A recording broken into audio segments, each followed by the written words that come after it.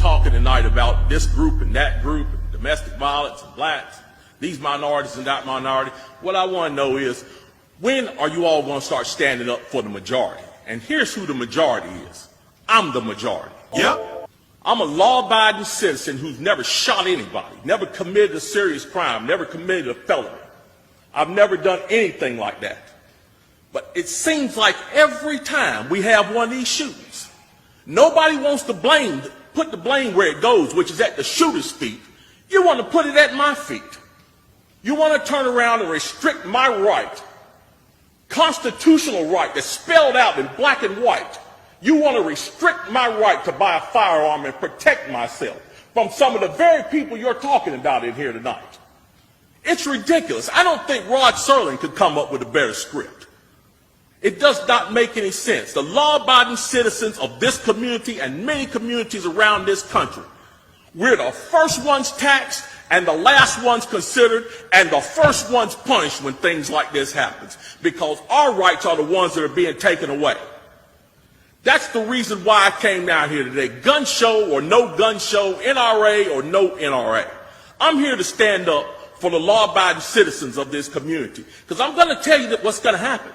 You can take the guns away from us all you want to. You all write a law, I follow the law, I'll bring my guns down here, I'll turn them in. But here's what's going to happen. The Crips and the Bloods on the other side of town, they're not going to turn their guns in. They're going to hold on to them. And what's going to happen when you have to send the police down there to go take them? The police can barely enforce the law as it is.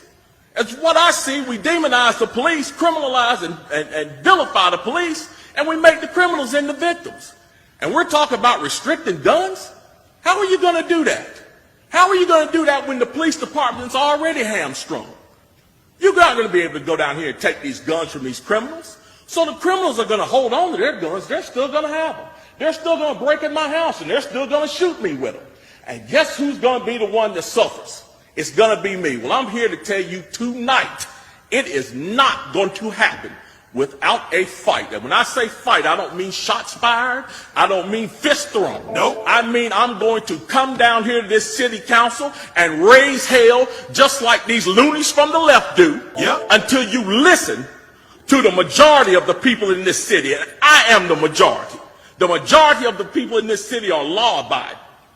And they follow the law. And they want their constitutional right to be able to bear arms. They want to be able to go to the gun show and buy a hunting rifle or a sport rifle. There are no military-grade weapons sold at the gun show. An AR-15 is not a military-grade weapon. Anybody that would go into combat with an AR-15 is a fool.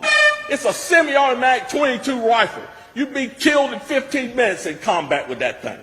So we need to dispel all these myths, and we need to drop all this division that we got going on here. Because the bottom line is, when that Second Amendment was written, whether the framers liked it or not, they wrote it for everybody. And I am everybody.